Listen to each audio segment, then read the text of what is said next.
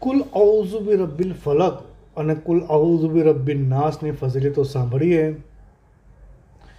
હઝરત ઉકબા ઇબ્ન અમીર રઝિયલ્લાહુ અન્હુ ફરમાવે છે કે જનાબ નબી કરીમ સલ્લલ્લાહુ અલૈહિ વસલ્લમે ફરમાવ્યું કે શું હું તમને એવી બે સૂરતો શીખવું કે જે ઉત્તમ છે.